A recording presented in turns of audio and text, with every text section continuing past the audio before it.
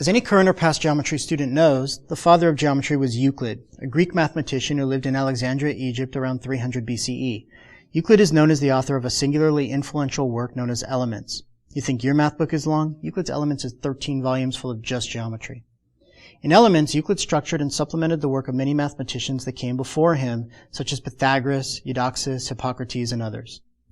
Euclid laid it all out as a logical system of proof built up from a set of definitions, common notions, and his 5 famous postulates. 4 of these postulates are very simple and straightforward. 2 points determine a line, for example. The 5th one, however, is the seed that grows our story. This 5th mysterious postulate is known simply as the parallel postulate. You see, unlike the first 4, the 5th postulate is worded in a very convoluted way. Euclid's version states that if a line falls on 2 other lines so that the measure of the 2 interior angles on the same side of the transversal add up to less than 2 right angles, then the lines eventually intersect on that side and therefore are not parallel. Wow, that is a mouthful. Here's the simpler, more familiar version. In a plane, through any point not on a given line, only one new line can be drawn that's parallel to the original one. Many mathematicians over the centuries tried to prove the parallel postulate from the other 4, but were unable to do so. In the process, they began looking at what would happen logically if the 5th postulate were actually not true. Some of the greatest minds in the history of mathematics asked this question. People like Ibn al-Haytham, Omar Khayyam, Nasir al-Din al-Tusi, Giovanni Saccheri, János Bolyai, Karl Gauss, and Nikolai Lobachevsky.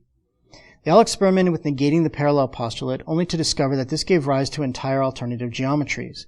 These geometries became collectively known as non-Euclidean geometries.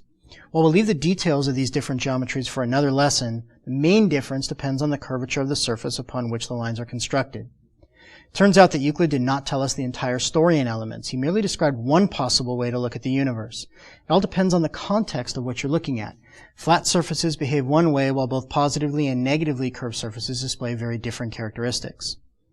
At first, these alternative geometries seemed a bit strange, but were soon found to be equally adept at describing the world around us.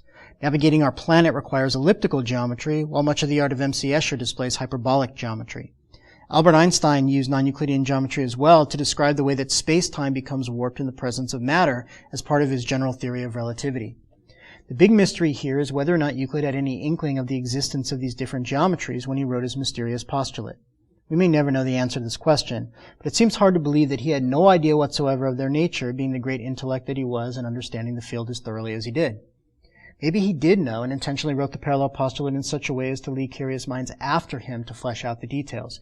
If so, he's probably quite pleased. These discoveries could never have been made without gifted, progressive thinkers who were able to suspend their preconceived notions and think outside of what they have been taught. We too must all be willing at times to put aside our preconceived notions and physical experiences and look at the larger picture, or we risk not seeing the rest of the story.